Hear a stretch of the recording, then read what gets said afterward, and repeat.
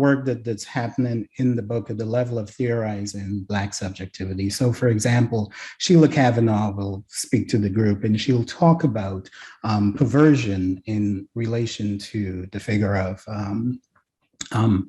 Jason in the film, The Portrait of Jason. But also,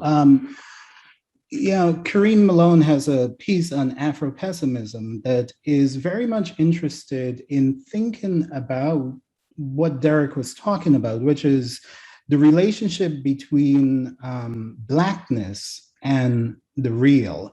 And she talks about the real, well, Karine and Tiara, it's a co-written piece. They talk about the real in alignment with Christina Sharp's piece on wake work. And Sharp talks about wake as a metaphor, the term wake as a metaphor for the experiences of African Americans.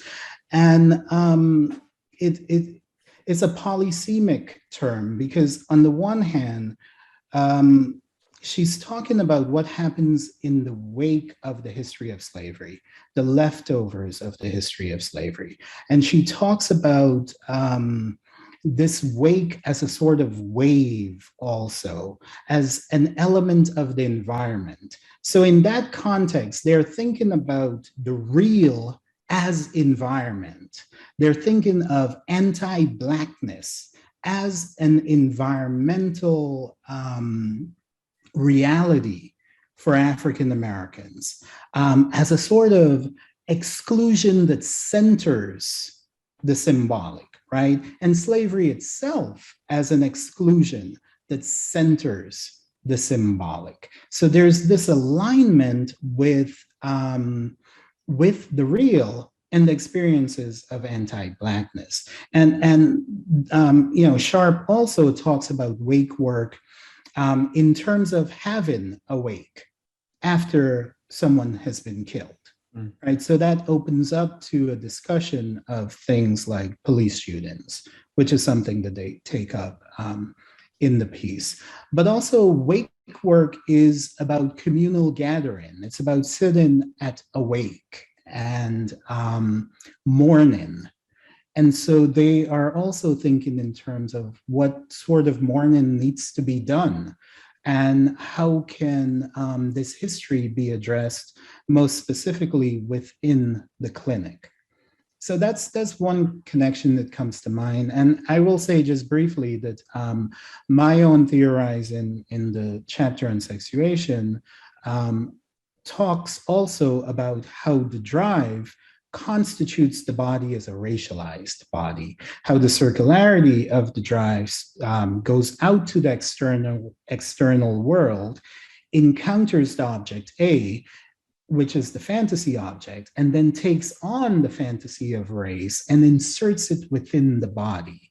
And so the body becomes resignified, remade, and even the drives become they start to agitate in a different way that sort of privileges race. Right. Just following on from that, can I just ask a question which sounds really stupid? Yeah? So the question would be, is it possible to have race without racism? Derek, do you understand what I mean by that? Yeah. So I have an opinion on that. Derek, do you want to? I suppose the standard response is no, that it's, racism is what makes race. So that'd be my, just off the top of my head, response. Exactly. Racism is what makes race, yeah? Rather than race makes racism. You know what I would say? I would say that racism in its multiple forms and multiple types is what gives something like race. It's a kind of substantiality, a phantasmatic substantiality, a symbolic reality. Maybe presumably one can comprehend or conceive of certain tokens of types of difference that aren't weighted in quite such a potent and kind of freighted way as race has become. Yeah. So maybe as an intellectual exercise, we could think about certain forms of race existing without racism. But I think that in terms of race existing in the way it seems to exist for us, where it is entangled with various very potent signifiers and phantasmatic and libidinal investments, then I think racism is partly what engenders, more than partly, is what does engender race. Oh, wait, I want to just encourage that Sheldon speak here on this, because in your essay, I think you really unveil a very interesting, again, historical contingent development having to do within Black history politics and Du Bois and everything. There was a certain move at a certain point of where it was stressed from what you've written of, and I've seen this also spoken of in other places, a shift, an idea of we need to not just think of ourselves identified sort of Baduian way, the truth, function being around religious sensibility, Christian sensibility. We need to think of ourselves as unified by race in a very different way. And that was as you described, and I'm speaking for you now, that it was really within a political deployment. Yes. And what's interesting there is that's an ethical move that is very conscious of the political situation, and it has to do with how we're going to deal with it and how we have to apply this thinking now and change the community to think this way. Now, the other part that you get into, which I really want to get to, is that you talk about how it nonetheless persists, or the question of it persisting when there's no longer that political need.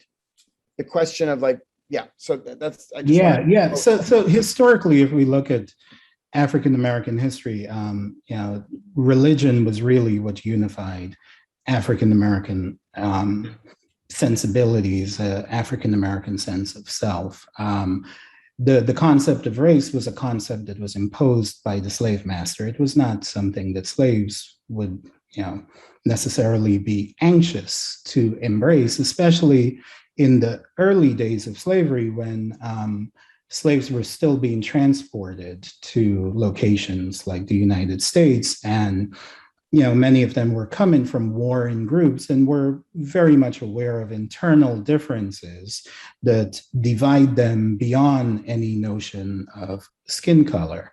But, in a certain historical moment, people like Du Bois, especially Du Bois, started arguing that there was a political necessity to embrace race and to re-signify race, give it a positive spin.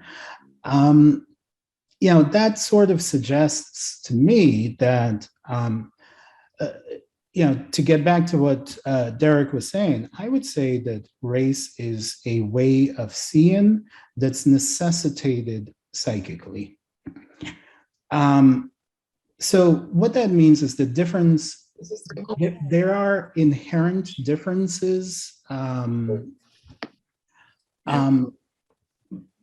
Race is a category of difference, but there are multiple categories of difference. And there's nothing specifically about race that makes it the thing that should determine how we classify groups, right?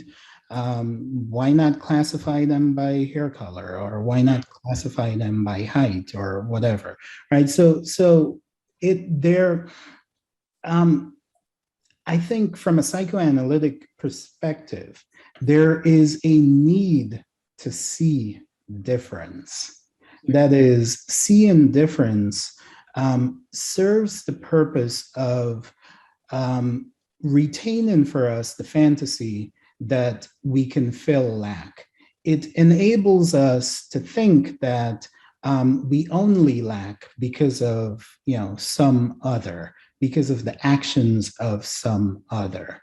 So there's a sort of psychic propulsion toward this act of seeing difference. But that doesn't mean that we only have to see difference in terms of race. It's just that race has become sort of knee-jerk. There's a social history that has encouraged it. Yeah, I think it's Molly Ann Rothenberg who speaks a little bit about that in relationship to difference, the difficulty with the category of difference. but she kind of moves on away from the ego ideal, which we already talked about, will create this pathology of the group. Yeah? But there is a difference, which is different than a positive attribute. Yeah. Yes. So that difference is the unary trait. Yes. And I think this is very interesting, but just in terms of a possibility of having a group that didn't identify on the basis of a positive attribute, which they could give an attribution to. Yeah. It seems, yeah. There's this group called LAC, which tries to, it's a conference that tries to identify precisely at the level of LAC. And I think they're trying to implement precisely what Molly is talking about. Molly is making the argument that we tend to identify with some sort of positive category, or we think that we identify with some sort of positive category. But she is making use of Lacan's concept of the ate, and she's thinking of the ate as an image that is drained of all meaning, of all sort of sentimental attachment. Because what is supposed to happen when you encounter the ate as a barrier in Lacan's work through the figure of Antigone? Lacan discusses how Antigone goes past the limit. She goes too far. And what she does in going too far is she establishes the limit and she tells us, don't go past here. So she drains us of our desire to get to the thing in the beyond. And so the question is, how can we find something that will drain us of those desires? For me, I've talked about the work of Toni Morrison, her novel Beloved, as one of the ways that art shows us how to mark the barrier that we should not go past. And doesn't it, very late Lacan, I think it might be 24, I think he says something about the signifier that is drained of its jouissance. Yeah? Yes, exactly. So we are